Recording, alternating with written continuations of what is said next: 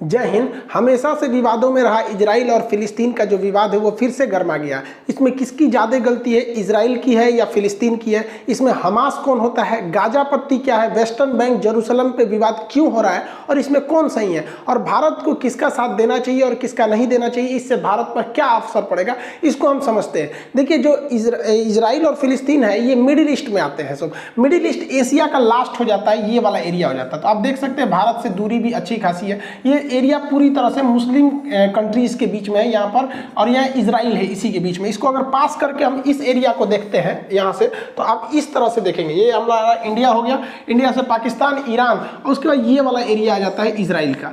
Israel इसी में है आपका फिलिस्तीन। हालांकि पहले ये फिलिस्तीन था, उसके ऊपर इजराइल को बसाया गया। तो स्टार्टिंग से वहाँ पर जो कंट्री थी वो फिलिस्तीन थी। हालांकि वहाँ पहले से भी यहूदी लोग रहते थे, बट एक देश का कंसेप्ट उनके पास नहीं था। वो वहाँ रहते थे, बहुत कम संख्या में रहते थे। अब देखिए, ये सारे खेल के पीछे ये इंग्लैंड वाले हैं सब।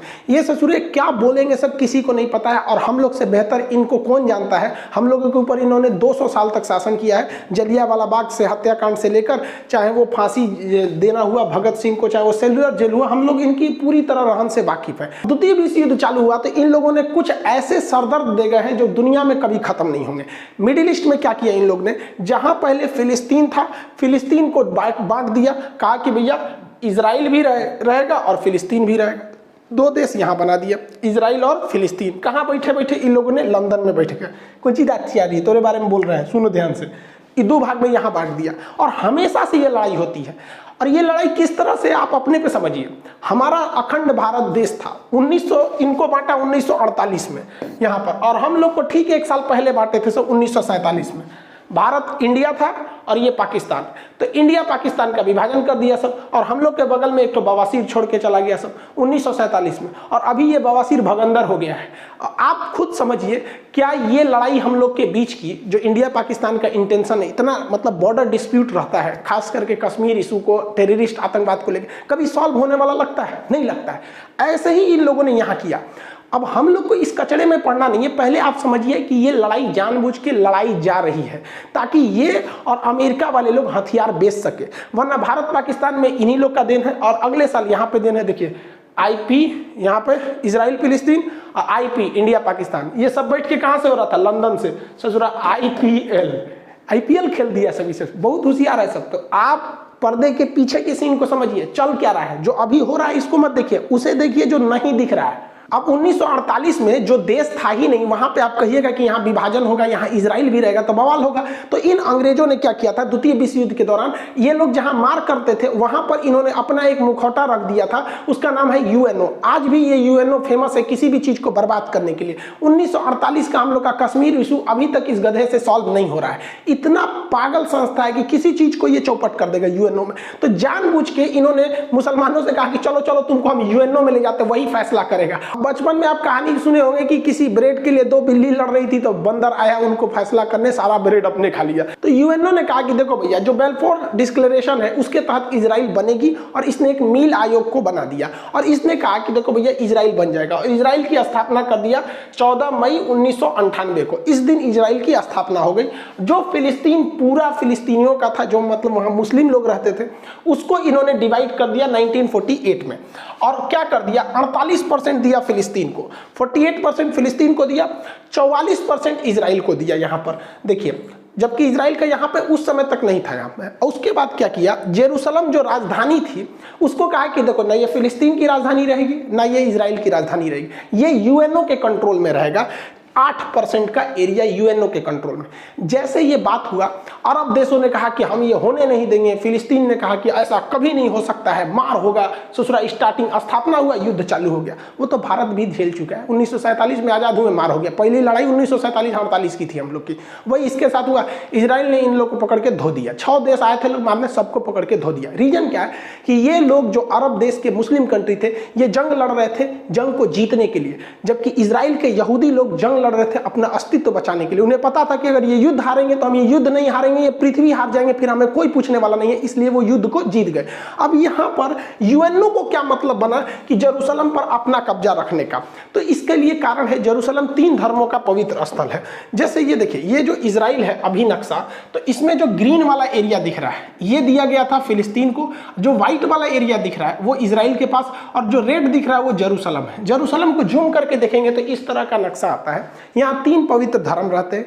ईसाइयों का मान्यता है कि उनके जो ईसा मसीह का जन्म बैतलहम में हुआ था वो बैतलहम जगह जेरूशलम में है। यहूदी जो अभी वर्तमान में इजराइल में रहते हैं उनका कहना है कि उनके सारे लोग यहीं से सुने, उनका मूल स्थान यही है। और मुसलमानों की तीसरी सबसे पवित्र स्थल अल अक्सा मस्जिद यही है। यानी ये 3 धर्मों का पवित्र स्थल है जेरूशलम, इसे होली लैंड कहते हैं। बात समझिए, यहाँ जो लड़ाई है वो मेन लड़ाई है हमारी जमीन की तुम्हारी जमीन। तो पहले तो यहाँ 100% फिलिस्तीन था। ये जो ग्रीन वाला एरिया देख रहे हैं 48 से पहले, 1948 से पहले ये 100% फिलिस्तीन था। बाद में आप देखेंगे 1948 में यूएनओ ने इसका पार्टीशन किया, तो अब देखिए ये ग्रीन वाला फिलिस्तीन ऐसा रह गया। और जानबूझ के यूएनओ ने एक ऐसा ड्रामा रचा कि आगे जाके लड़ाई होगी। देखिए आधा फिलिस्तीन यहाँ दिया है, थोड़ा सा यहाँ दे दिया है, बीच में पतला रास्ता दिया है, थोड़ा सा यहाँ दिया है, बीच में पतला रास्ता दिया। इन लोग का पहले से प्लान था। ऐसे ही इन लोगों ने पाकिस्तान को बांटा था, एक और इधर पाकिस्तान, एक और इधर पाकिस्तान, जिसको आगे चल के हम लोगों ने बांग्लादेश में तोड़ दिया। यही काम किया इजराइल ने। जानबूझ के इजराइल को कहा गया था कि भैया तुम आगे जाके तोड़ोगे तो ये छितरा जाएगा, उधर वो छितरा जाएगा। फिर अगले साल इजराइल ने ऊपर वाला घोट लिया। देखिए इजराइल खत्म, अब फिलिस्तीन यहाँ बच गया, यहाँ बच गया। उसके बाद धीरे धीरे देखिए इसमें भी धीरे धीरे कब्जा करना इजराइल चालू कर दिया। तो इजराइल ले दे के 12% फिलिस्तीन बचा है। तो जो फिलिस्तीन पहले 100% था अभी वो 12% है, और पूरा इजराइल उस पर कब्जा कर रहा है। तो फिलिस्तीनियों का एक तो मेंटली भाई किसी का भी मोरल गिरेगा कि नहीं कि हमारा देश तुम हम ही को पीट रहा है। और इजराइल ने अलग अलग नियम बना रखा है। फिलिस्तीन के लोग हथियार नहीं रख सकते, एयरफोर्स नहीं रख सकते, आर्मी नहीं रख सकते, ये लोग मतलब नेवी नहीं रख सकते, और ये सब कुछ रखता है इजराइल। और जो हमला हो रहा है वो बेसिकली हमला इस गाजा पट्टी से हो रहा है, अभी आगे समझाएंगे। वो भी हमला हो रहा है और वो हमास कर रही है, आर्मी नहीं कर रही है। हमास वहां के हिसाब से एक आतंकवादी संगठन है, इजराइल के हिसाब से वो हमला कर रही है, न कि फिलिस्तीन की आर्मी। फिलिस्तीन वालों के पास पत्थर रहता है मारने के लिए, और हमास जो है आतंकवादी संगठन वो रॉकेट मारता है। ओवरऑल आप कंसेप्ट समझिए, इजराइल जानता है कि ये लोग कमजोर देश है, इन्हें उत्तेजना दिलाओ और जैसे ये लड़ने के लिए आएंगे मारो, भयानक जमीन कब्जा लो। और ये लोग समझेंगे नहीं, ये लोग ताव में आ जाएंगे तुरंत। इतना बड़ा था फिलिस्तीन। देखिए फिलिस्तीन समेटते गया, वो काला वाला एरिया जो है वो यहूदी का है, मतलब वो इजराइल है। धीरे धीरे देखिए ये निपट गए, इतनी सा बचे हैं, लग रहा है बस प्रसादी के हिसाब से बचे हैं। देखिए इतना पहले पूरा था, इतना हो गया। अब इजराइल का मेन कॉन्सेप्ट समझिए क्या है। इजराइल कहता है कि भाई फिलिस्तीन वालों को हम तोरा उकसाएंगे, कोचेंगे, और तू कोचा जाएगा, तू आएगा पत्थर मार दे, हम फोड़ देंगे, तुमको तबाही करेंगे। हमास खूब से खूब करेगा तो गली मोहल्ले पे हमला कर देगा, कार और जला देगा, यही रॉकेट में करेगा। और उसके बाद से उसके पास एयरफोर्स है, वो आएगी, मारेगी और जमीन कब्जा करेगी। जब जब लड़ाई हुआ है तब तक हार फिलिस्तीनियों की हुई है और उत्तेजना होगी यहाँ पर। अब इसका मेन कारण कहाँ से हुआ इसको समझते हैं हम लोग। देखिए मुसलमानों में ना 3 पवित्र स्थल है, जिसको आप 2 ठों को जानते हैं। जैसे कॉमन लोग यही मतलब फेमस है, एक मक्का और एक मदीना। ये 2 दिखता है, हालांकि ये इतना छोटा नहीं है तो बहुत बड़ा। जैसे ये मक्का है, मक्का को देखेंगे तो बहुत बड़ा है ये यहाँ पे। यही जो छोटा सा आपको दिखाया जाता है ये मक्का, जबकि ये इतना बड़ा है, बहुत बड़ा एरिया में आ जाता है मक्का। यहाँ पर यहीं पे हज करने जाते हैं मुस्लिम लोग, यहाँ पे हज करने। ये पूरा मक्का है, बहुत मतलब जिस तरह से। और ये मदीना है, मदीना। इस मदीना में आपको बस एक ग्रीन वाला ये टॉम दिखाया जाता है, ऊपर वाला ये ग्रीन यहाँ पे। तो ये मक्का और मदीना तो फेमस है ही है। इस मक्का और मदीना के अलावे अल अक्सा मस्जिद भी बहुत पवित्र है। ये मुसलमानों की तीसरी सबसे पवित्र स्थल है। तो मक्का तो यहाँ हो गया, यहाँ पे मदीना यहाँ हो गया। तो मक्का और मदीना जो है वो सऊदी अरब में हो गया, लेकिन अल अक्सा मस्जिद जो है वो जेरूशलम में है। अब विवाद समझिए, जेरूशलम ना फिलिस्तीन का है और जेरूशलम ना ही इजराइल का है, और जेरूशलम पर अधिकार यूएनओ का है। लेकिन यूएन कठपुतली बना रहता है और इजराइल उस पर कब्जा करते हुए आगे बढ़ते रहता है। इसी यहीं पे से विवाद स्टार्ट हुआ है। लेकिन ऐसा थोड़ी होगा कि डायरेक्ट विवाद स्टार्ट हो जाएगा। कोई मंदिर में पूजा करने जाए या मस्जिद में जाए, गिरजाघर में जाए और कहे कि चलो आज बवाल करते हैं, कुछ ना कुछ पहले से मैटर होगा, वहाँ लोग इकट्ठा हुए होंगे और अचानक चालू होंगे। हुआ यहीं से है, लेकिन मैटर इसके पीछे शाहजरा का है। देखिए जो इजराइल, जो जेरूशलम जो यूएनओ के अंडर में आता है ना, उसके पास एक जगह है जिसका नाम है शाहजरा। सुप्रीम कोर्ट इजराइल की शाहजरा ने कहा कि यहाँ पे जो फिलिस्तीनी रहते हैं इनको खाली करवा दीजिए, क्योंकि यह जो जगह है वो यहूदियों का है। अब इसकी हिस्ट्री देखिए, शाहजरा को आज से लगभग 150 साल पहले यहूदियों को जब इंग्लैंड ने कहा कि हम आपको यहाँ बसाएंगे, तो वो लोग ज़मीन खरीदना चालू किए थे। वो लोग ज़मीन खरीदना चालू किए और बहुत महंगे दाम पर उन लोगों ने ज़मीन को खरीदा था इन अरब वालों से। आज जो ये अरब वाले चिल्ला रहे हैं ना, ये बहुत ज़्यादा पैसे लेकर फिलिस्तीनियों से, उनसे यहूदियों से ज़मीन बेचा था। और वो ज़मीन बेचते ये लोग खरीदे थे इस ज़मीन को, इनके पास प्रॉपर पेपर है और इन लोगों ने ही बेचा था। अब सुप्रीम कोर्ट ने कहा कि भैया 150 साल पहले ये शाहजरा की जो ज़मीन थी वो इजराइल वालों ने खरीदी थी, इसलिए जो यहाँ पर मकान फिलिस्तीन वालों ने बनाया है ना, लगभग 500 मकान, उस पर जेसीबी चलवा के तुड़वा दो। सुप्रीम कोर्ट ने ऑर्डर दे दिया कि नहीं, इसको तोड़ा जाए और वहाँ से तोड़ा मतलब तुराई खाली चालू हो गया कि भैया यहाँ से इन लोग को भगाया जाए। अब इसी का बवाल था कि भाई आप पुराना मैटर क्यों खोल रहे हैं, 150 साल पहले क्या था उस तरह से। जो लोग फिलिस्तीन का समर्थन करते हैं वो कहते हैं कि जो 150 साल पुराना मैटर है उसको लाओगे उस हिसाब से तो बहुत से लोग इधर से उधर हो जाएंगे। लेकिन वही लोग क्या कहते हैं, तुर्की का वो लोग विरोध नहीं करते हैं, क्योंकि तुर्की में एक बहुत बड़े राजा थे उस समय का, सुल्तान अल फतेह। इन्होंने क्या किया भैया कि तुर्की का जो हाजिया सोफिया जो मस्जिद है, पहले वो तो चर्च था, उस चर्च को इन्होंने खरीद लिया। चर्च को खरीद लिया, यहाँ पे हाया सोफिया को पैसे में खरीद लिया था इन्होंने। और उसके बाद जब द्वितीय विश्व युद्ध हुआ तो अंग्रेजों ने कहा कि देखो भैया, इसकी पुरानी हिस्ट्री तो ये चर्च थी, बाद में इन्होंने खरीद के मस्जिद बना दिया, एक काम करो इस झमेले से हटा दो, इसको म्यूजियम बना दो। तो द्वितीय विश्व युद्ध के बाद उसको म्यूजियम बना दिया गया। लेकिन भाई साहब ये तैयबुल अर्दोगान आए, कहे कि ना म्यूजियम कैसे, 400 साल पहले हम लोगों ने खरीदा था, इसलिए यहाँ मस्जिद होनी चाहिए। भाई साहब यहाँ पे लोगों ने तर्क दिया कि भाई हम खरीदे थे तो हमारा अधिकार है। तो भाई साहब यहाँ भी जरा ध्यान दीजिए, यहाँ भी वही वाला कंसेप्ट लगा है। आप 400 साल पहले चर्च को खरीदे थे और आप कहते हैं कि फिर से ये चर्च नहीं मस्जिद होना चाहिए क्योंकि हमने खरीद लिया है। तो इजराइल भी यही कह रहा है कि भैया 100 साल पहले हम लोगों ने इसको हायर रेट पे देके तुम अरब वालों से ही खरीदा था, इन्हीं लोगों से खरीदा था, ये लोग बेच बेच के पैसा में कमा लिए थे, तो कहता है कि वापस दो यहाँ पे। तो ये कन्फ्लिक्ट का मेन मैटर था शाहजरा। शाहजरा से ही थोड़ी सी दूरी पर है अल-अक्सा मस्जिद। फ्राइडे की नमाज पढ़ने रमजान में लोग जब वहाँ इकट्ठा हुए थे तो वहाँ पर इन लोग को पता था, इजरायली खुफिया एजेंसी को, कि शाहजरा को जब खाली कराया जा रहा है तो वहाँ पे कुछ विवाद होगा। तो इन लोगों ने सिक्योरिटी को वहाँ पे अपने सिक्योरिटी गार्ड्स को लगा दिए थे और इनमें तू मैं हूँ बगझग हुआ। अब यहाँ से भी पत्थर चले, उधर से भी चला और इसमें भीषण रूप ले लिया यहाँ पर। और सिक्योरिटी वाले लोग ऐसे ही मस्जिद के अंदर घुस गए जिसका पूरी दुनिया में विरोध होने लगा। अब वहाँ पर कुछ लोग जो थे वो पत्थर उथर, ये सबके पास पत्थरे रहता है, दूसरा तो कुछ रहता नहीं। आई लोग भाई पूरा बुलेट प्रूफ बन के तैयार से गया था, ये मार दिया, ग्रेनेड बम विस्फोट धड़ाम धड़ाम उड़ गया। आप लोगों ने वीडियोज वगैरह तो बहुत देखे होंगे। अब यहाँ पर बहुत दहशत फैल गया यहाँ पर इस एरिया में। अब कभी भी इजराइल ही भारी पड़ेगा। जिन आप कितना चिल्ला लीजिएगा, इन सेना के आगे आम आदमी नहीं टिकेगा। और इस घटना के बाद जो यहाँ पर घटना हुई, बेंजामिन नेतन्याहू पूरी तरह घिर गए। अब यहाँ इजराइल डबल संकट से जूझ रहा है। देखिए इजराइल पर इंटरनेशनल दबाव इतना ज्यादा आने लगा, यूएनओ ने दबाव बनाया कि वो भैया वो एरिया मेरे अंडर में आता है, तुम काहे वहां घुस गया है। भारत ने भी इवन की न्यूट्रल रहते हुए कहा कि इजराइल को यथास्थिति बना के रखनी चाहिए। अब पूरी तरह से इंटरनेशनल बवाल वहां हो गया।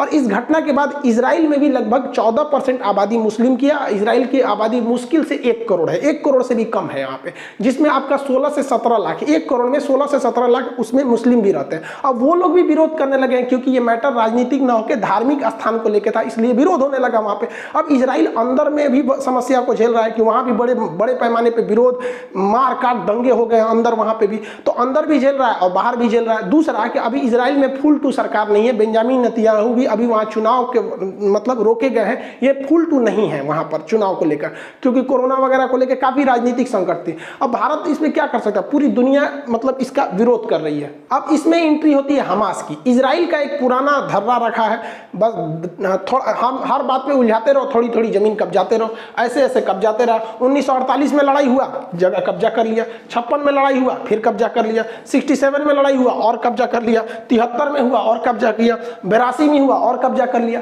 अभी तक इन लोग को समझ में नहीं आ रहा है कि नहीं हट पाएंगे उनसे, आराम से जब नहीं हट पाओ किसी से तो नरम दल का रास्ता अपना दो, लेकिन ना अभी भी लोग मारे करेंगे लोग।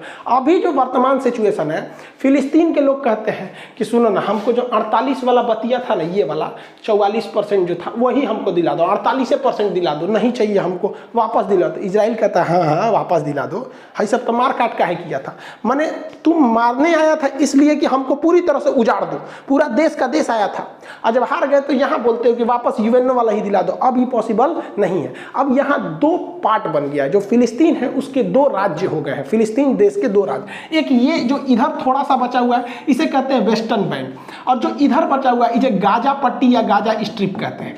इन्हीं दोनों को मिला के फिलिस्तीन बना है। अब इजराइल इनको प्लानिंग में है कि यहाँ से भी निपटा के फाइल निपटा दिया जाए।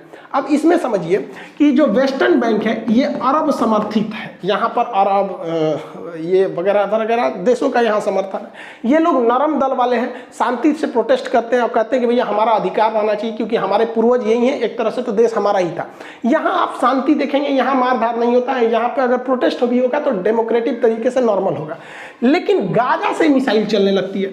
इवन जो शाहजरा वाला एरिया है वो यहाँ है, जेरूसलम वाला एरिया यहाँ है, लेकिन जो रॉकेट दागे जा रहे हैं वो गाजा से दागे जा रहे हैं, यहाँ से दागे जा रहे हैं। अब ये गाजा में ऐसा क्या है, तो गाजा में ईरान का समर्थन है और इसमें अरब का समर्थन है। गाजा में एक हमास नामक संगठन है, ये हमास ये कहता है कि इजराइल जो है वो हमेशा जुल्म करता है, बम मारता है, तो इसका मतलब ये नहीं कि तुम कब्जा करते जाओगे हम चुपचाप रहेंगे, हम भी मारेंगे तुमको। अब ये लोग क्या करते हैं, रॉकेट से हमला करते हैं। इनके पास बहुत तगड़ा रॉकेट नहीं होता है, 3 लाख का आता है एक कासम रॉकेट, ये बहुत हैवी पावर का नहीं होता, देखने में नहीं लग रहा है ये क्या करेगा, ये खेत में लगा के मार देते हैं।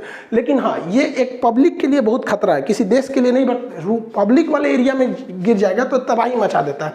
ये कासम रॉकेट जो है ये लगातार मारते हैं सब, और ये एक दूगो नहीं मारता है, एक के बार मारेगा सो 200 400 500, अब तक के लोग सोचा 1500 मार चुका है लोग रॉकेट एक हफ्ता में धड़ाधड़। इसको ट्रांसपोर्ट करने में कुछ जाता नहीं, लगाओ पलिता मार दो यहाँ से। इनमें कोई टारगेट फिक्स नहीं रहता है, गिरे जहाँ गिरे मन गिरो वहाँ पर। अब इनका इन लोगों ने बड़ा रेंज भी बना लिया है कासम रॉकेट का।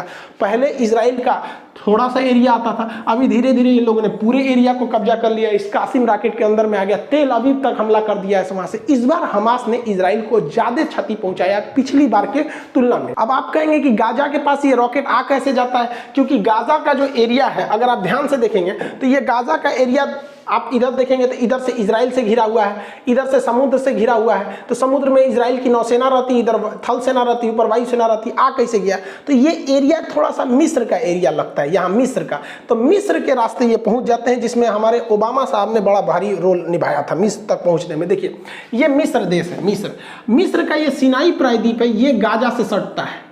तो जब बराक ओबामा थे ना, तो इनको मिडिल ईस्ट में हीरो बनने का शौक था। इन्होंने ईरान से समझौता किया था और P+ करके, आप लोग 2013 में अगर होंगे तो 13 वाला को अगर करंट अफेयर को देखेंगे तो वहाँ ध्यान में होगा।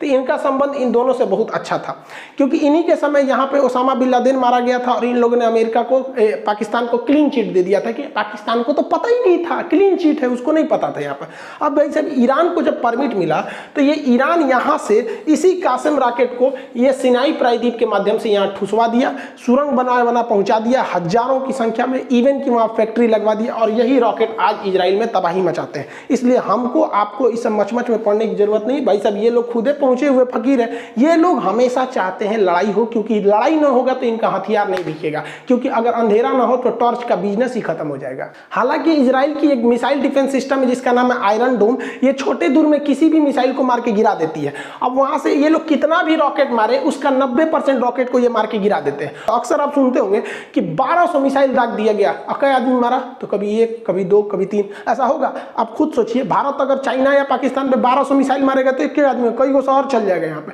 तो पहला कि इनका रॉकेट छोटा होता है, हमास वालों का, ये लोग डिफेंस कर लेते हैं। कभी कभी क्या होता है, हमास भी इस चीज को पकड़ लिया है, वो जानता है कि इसका रडार जो है ये कितने रॉकेट को पकड़ेगा, आप कितना मारेंगे, क्षमते भरना, तो ये लोग एक ही साथ 200 250 300 400 पूरा दाग देता है। अब उसमें कंफ्यूज हो जाता है, मारते मारते 2-4 शहर पे गिर ही जाता है यहाँ पर। तो इन लोग को थोड़ा इकोनॉमिकल लॉस होता है, लेकिन इन लोग के पास ये करोड़पति है भैया, इनके लिए 30 लाख उतना मायने नहीं रखता है जितना उन लोग के लिए 3 लाख मायने रखता है, क्योंकि उनको रमजान में रोजा खोलने के लिए भी जो खाना दिया जा रहा है ना, वो यूएई और यूएन के थ्रू आ रहा है वहां पे पैसा, तो खाए को नहीं है उन लोग के लिए 3 लाख बहुत हो जाता है। जनरली लोगों को लगता है कि ये दुश्मन की मिसाइल है और इस तरह मिसाइल आके मारती होगी, ये तरीका गलत है। मिसाइल ऐसे नहीं इंटरसेप्ट करती है, बल्कि उसके बगल से गुजर के और उसके बाद खुद को, जैसे ये बगल से गुजरेगा ये खुद को फाड़ लेता है यहाँ पर। इसको नेक्स्ट क्लास में बता देंगे कि आयरन डोम काम कैसे करता है। ओवरऑल जब भी लड़ाई हुआ है तो हमास जो है वो उधर से वो फायरिंग करता है और इजराइल फायर इधर से करता है। अब चूंकि फिलिस्तीन के पास अपनी आर्मी नहीं है, उनके पास ना नेवी है, ना एयरफोर्स है, ना कुछ है, तो वो लोग कुछ नहीं कर सकते। या तो हमास नामक आतंकवादी संगठन के थ्रू ये लोग मारेंगे, आम जनता के पास केवल पत्थर है, लाठी है, इसके सिवा वहां पर कुछ नहीं है। और इजराइल के पास बहुत हैवी पावर है यहाँ पर। अब देखिए यहाँ पर ये हमास के रॉकेट आके यहाँ गिरे हैं, जिससे इजराइल को काफी क्षति पहुंचा और इजराइल में लगभग 7 लोगों की मौत हो गई है। इसमें एक भारतीय नर्स भी थी। भैया इनकी क्या गलती थी जो मार दिया? कम से कम आके एक बार माफी तो मांग लेते हमास वाले, फिलिस्तीन वालों, कम से कम कि भैया हम इसके लिए मतलब हमें गलती हो गई। गजब बात करते हैं। और इजराइल ने मारा तो 67 लोग मर गए हैं यहाँ पर। अब ये लोग फिलिस्तीन वाले हल्ला कर रहे हैं, फिलिस्तीन के समर्थन वाले कह रहे हैं कि वहाँ बच्चे भी मरे हैं। तो भाई बच्चे, महिलाएं जब मरती हैं तो पूरी दुनिया, मतलब सब लोग कहते हैं कि ये गलत है। लेकिन समझिए यहाँ मेन, इजराइल बार बार उकसाएगा, आपके पास ताकत नहीं है, आप नहीं लड़ पाएंगे। ये रॉकेट से, पत्थर से, लाठी से इजराइल को नहीं हराया जा सकता। अब इजराइल के साथ गलत क्या हो जाता है, इस इजराइल के जितने हथियार हैं बहुत पावरफुल है, तगड़े हैं, एयरफोर्स से। अब उसमें हमला करेगा तो ऐसा नहीं है कि केवल आतंकवादी मारे जाएंगे, सिविलियन भी मारे जाएंगे, जो गलत हो जाता है। दुनिया के किसी भी इंसान को तकलीफ तब होती है जब युद्ध में मासूम, मतलब छोटे बच्चे मर जाते हैं। अब ये छोटे छोटे बच्चे के ना थोड़ा सा दया लगने लगता है। लेकिन आप देखिएगा भारत पाकिस्तान के बीच में युद्ध हुआ, कम से कम ये तो नहीं हुआ कि भाई हमारी सेना वहां जाके छोटे बच्चे को मारी हो, या फिर वो बॉर्डर एरिया पे कभी क्रॉस फायरिंग में ऐसा हो जाता है, वो अलग बात है। या फिर वहां के आतंकवादियों को हम लोग से कुछ ज्यादा ही प्यार है, ताज होटल में फोड़ के चले जाते हैं। अदरवाइज जब सेना में ऐसा होता है तो ये चीज तो ध्यान में रखा जाता है। बट इजराइल के साथ ये सिनेरियो पूरा अलग है। वहां इतनी ज्यादा आबादी है, एकदम घना, इतना तो छोटा है ही है, तो वहां ऐसा नहीं है कि भारत की तरह की बॉर्डर से बहुत दूर लोग रहते हैं। इसलिए इजराइल जब भी मारता है तो तबाही ज्यादा लाता है, इतना भयानक तबाही लाता है, मतलब 10-12 गुना का अंतर होता है। और अभी इजराइल ने कहा कि ये हमले रुकेंगे नहीं, हमास को पूरी तरह से रद्द कर देंगे, बर्बाद कर देंगे, तभी जाके हमले को रोकेंगे। बात करते हैं दोनों में सही कौन है, गलत कौन है। देखिए जमीन तो फिलिस्तीन की थी, लेकिन फिलिस्तीन के लोगों को समझना पड़ेगा कि इजराइल को वहां रहना जरूरी है, क्योंकि अगर इजराइल वहां से उजड़ गया तो इजराइल का दुनिया में फिर कोई नहीं बचेगा। इसलिए इनकी लड़ाई अस्तित्व की है और इनकी लड़ाई अपने की है। तो दोनों को कॉम्प्रोमाइज करके चलना चाहिए कि भाई जितना में हो उतना में सलट लो। यहाँ पर दोनों के लिए कहते हैं। अब इजराइल का कोई कुछ नहीं बिगाड़ सकता है। अब इंटरनेशनल प्रेशर है, जिसे मुस्लिम कंट्री कहते हैं कि इंटरनेशनल प्रेशर है, वो इजराइल के लिए वार्म अप का काम करता है और बढ़िया से धोता है। कोई बाइकआउट करके, यूएनओ करके इजराइल का कुछ नहीं बिगाड़ सकते, क्योंकि इजराइल सेल्फ डिपेंडेंट है हर मामले में। और लोग कहते हैं कि इजराइल को सबक सिखा, अरे भैया वो कोरोना भी फ्री हो गया, इजराइल अब तो और धो देगा यहाँ पर।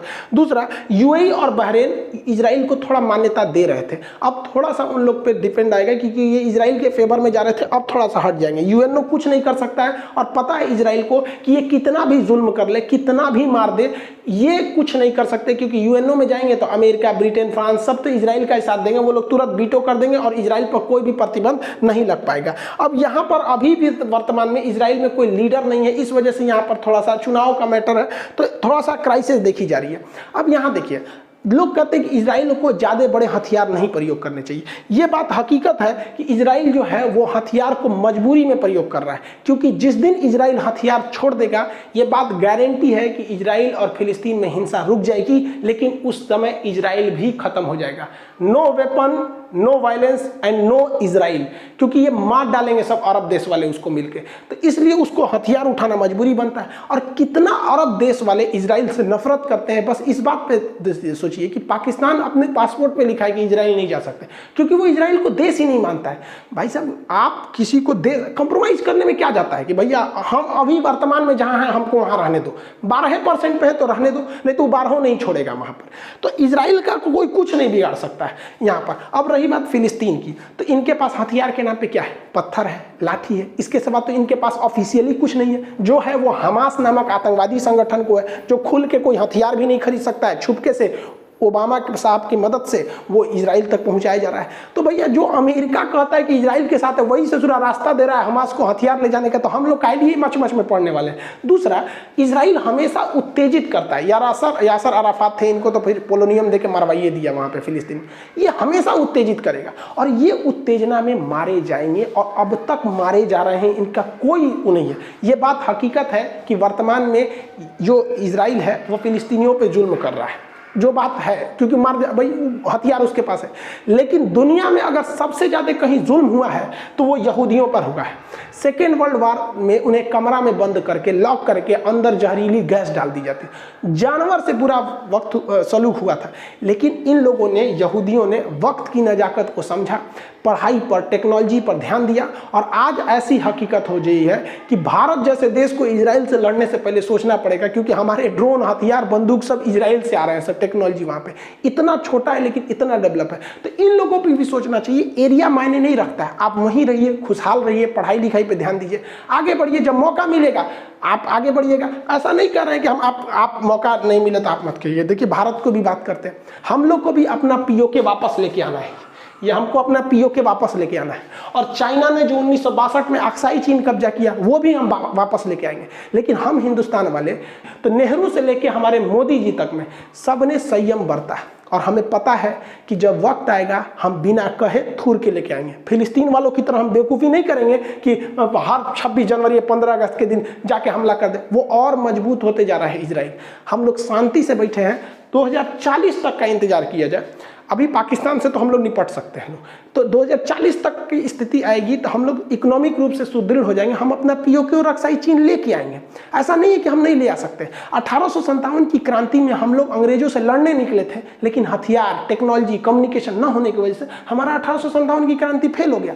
आए उसके बाद महात्मा गांधी, इन्हें पता था कि हमें एक लॉन्ग टाइम लीडर चाहिए। लॉन्ग टाइम लीडर के पीछे जनता चलने को तैयार होती है, और गरम दल करेंगे तो लॉन्ग टाइम लीडर नहीं रह पाएंगे। जैसे हमारे चंद्रशेखर आजाद जी, इनका भी टाइम बहुत बेहतरीन थे, बट टाइम पीरियड बहुत कम था।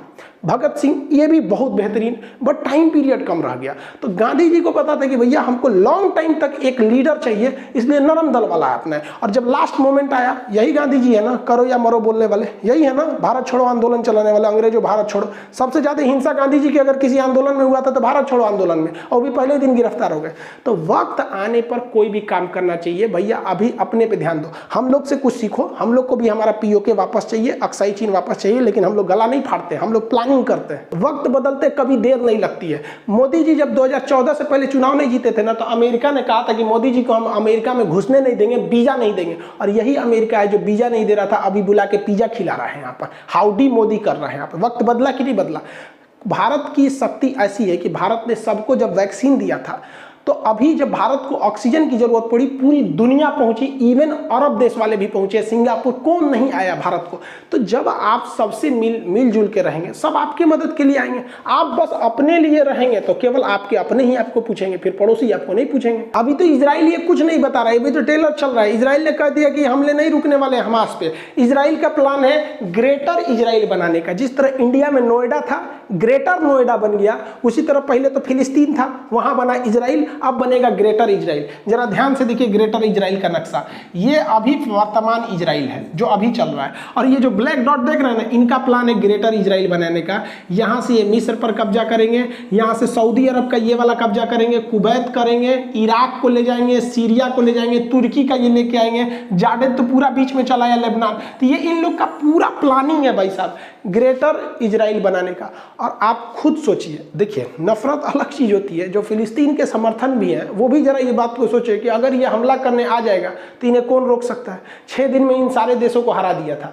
1967 में इसने, तो इसको कोई नहीं रोक सकता। ये इनका प्लानिंग है यहाँ पे। तो अभी के वक्त में भाई साहब आप खुद समझिए कि ये गरम दल के हिसाब से आप यहाँ थे, इतनी समय सिमट गए। जिस हिसाब से इजराइल आपको उकसा रहा है और आप इजराइल की चाल नहीं समझ पा रहे हैं, वो उकसाएगा और आपकी ज़मीन छीनेगा और पूरी दुनिया के पास उसके पास बहाना रहेगा। इवन जो बाइडेन ने भी कह दिया कि इजराइल को अधिकार है, वो अपनी रक्षा कर सकता है। इजराइल दुनिया को दिखाएगा कि मेरे पास 1200 रॉकेट दागे गए, लेकिन ये नहीं दिखाएगा कि इस रॉकेट में उतनी क्षति नहीं हुई जितनी उसके एक रॉकेट में हमास को हो गई। वो तो यही चाहता है। और अगर इन लोग का यही हाल रहा तो आने वाले वक्त में इजराइल इन लोग को यही दे देगा, जो मीट काटने वाला लकड़ियाँ होता है ना, यही बांट देगा।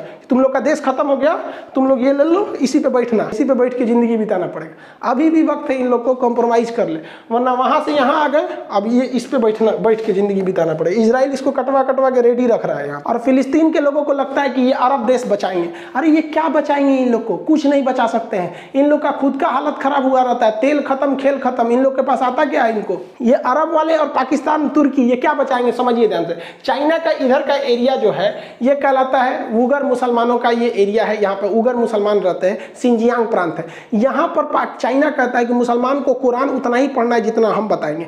यहाँ महिलाएं अगर कपड़ा पहन लेती हैं पूरा, तो उसको 20 सड़क पर उसके कपड़े काट दिए जाते हैं कि घुटना से ऊपर कपड़ा रहना चाहिए। कोई अरब देश आवाज नहीं उठा सकता है। वहाँ किसी भी लड़की को उठा के लेके चल जाते हैं। ऑनलाइन किसी को चाहिए ऑनलाइन लेके चल जाओ इन लोग को। जिस तरह से जोमेटो इस सब पे ऑर्डर होता है ना, वैसे यहाँ ये लोग ऑनलाइन उठा के लेके चल जाता है मजदूरों को, लड़कियों को। ऐसे कोई नहीं बोल सकता, आज तक कोई आवाज नहीं उठा सकता है। यहाँ इस तरह से सरेआम लाठी डंडा से पीटा जाता है। लेकिन ये दोहरी नीति ना हो जाती है कि अगर इजराइल करेगा तो हम आवाज उठाएंगे इस आधार पर कि मुस्लिम पर अत्याचार क्यों हो रहा है, और चाइना कहेगा तो हम कुछ नहीं बोलेंगे। ये दोहरी नीति है यहाँ पर। चीन का विरोध करना चाहिए तो देखिए ये अरब के राजा चीन के साथ, ये तुर्की वाला भाई साहब, ये देखो ये चीन के साथ है। और ये पाकिस्तान, इमरान खान तो सोच रहा है इसका रखेल बन गया, ये क्या बोलेगा यहाँ पर। ये लोग के भरोसे है, ये कुछ नहीं कर सकता है। देखिए पूरी दुनिया को अहिंसा, सच्चाई और शांति के रास्ते पे चलना सिखाया था दलाई लामा ने, बौद्ध धर्म ने। नतीजा क्या हुआ? 1959 में तिब्बत को ही गंवाना पड़ गया। अहिंसा पे चले थे, देश गायब हो गया। फिलिस्तीन हिंसा पे चला, दूसरे का देश कब्जा कर लिया। दोनों में अंतर होता है, याद रखिएगा। अगर आप देश को बचाना चाहते हैं तो आपको शस्त्र उठाना ही पड़ेगा, और अपनी संस्कृति बचाना चाहते हैं तो शास्त्र उठाना पड़ेगा। हम खुशनसीब हैं जो ऐसे देश में जन्म लिए हैं जहां शस्त्र और शास्त्र दोनों में किसी की कमी नहीं है। ओवरऑल भाई फिलिस्तीन को नरम दल का रुख अख्तियार करना चाहिए और हमास उमास को साइड करके कॉम्प्रोमाइज कर लेना चाहिए। विश्व के आगे कहना चाहिए कि भैया हम 12% पे रहेंगे, लेकिन पूरी गारंटी दे दीजिए पूरी विश्व बिरादरी की 12% में 1 कट्ठा जमीन कम नहीं होगा, हम 1 रॉकेट वॉकेट नहीं दागेंगे, शांति से रह जाओ भाई, इसी में भलाई है। अब रही बात भारत की, भारत किसका साथ देगा, इजराइल का कि फिलिस्तीन का? देखो ऐसे कहने के लिए तो फिलिस्तीन से हमें कुछ नहीं मिलता है, लेकिन अगर हम फिलिस्तीन का साथ देते हैं इनडायरेक्टली या डायरेक्टली करके, हम लोग शुरू से फिलिस्तीन का ही साथ दिए और अभी भी वहीं देते हैं इनडायरेक्टली करके, क्योंकि हमें पता है कि अगर हम फिलिस्तीन के साथ खड़े रहेंगे तो अरब देश हमारे साथ खड़े रहेंगे। जैसे अभी देखिए वो लोग ऑक्सीजन टैंक का सप्लाई किए, पेट्रोलियम का सप्लाई वहीं से आता है, क्योंकि हमारे पास वो पास पड़ता है, वहां से पेट्रोलियम सस्ता पड़ेगा। और आपको भी पता है कि गल्फ कंट्री के अलावा अगर कहीं से पेट्रोलियम लेते हैं तो बहुत महंगा पड़ेगा, और भारत में पेट्रोल महंगा हो रहा है। दूसरा कि भारत में लाखों लोग अरब देशों में काम करते हैं, तो हमें पेट्रोलियम चाहिए, वो देश मतलब वहां रोजगार चाहिए, इसलिए हमें न्यूट्रल होकर रहना पड़ता है। दूसरा कि हम चाह के भी इजराइल का समर्थन नहीं कर सकते, ये डिप्लोमेटिक कारण समझिए। पाकिस्तान चाहता है कि हम इजराइल का समर्थन कर दें, लेकिन हम करेंगे तो उल्टा फंस जाएंगे। क्यों? क्योंकि अगर जहां हम इजराइल का समर्थन करेंगे कि इजराइल द्वारा कब्जा की गई जमीन इजराइल की हो गई, तो पाकिस्तान कहेगा बहुत अच्छा, तब तो पाकिस्तान द्वारा कब्जा किया गया पीओके भी मेरा होगा। चाइना उधर से कहेगा बहुत अच्छा, आप कहिए रहे कि कब्जा किया जमीन उसका हो गया, तो हमारा अक्साई चीन भी मेरा हो गया।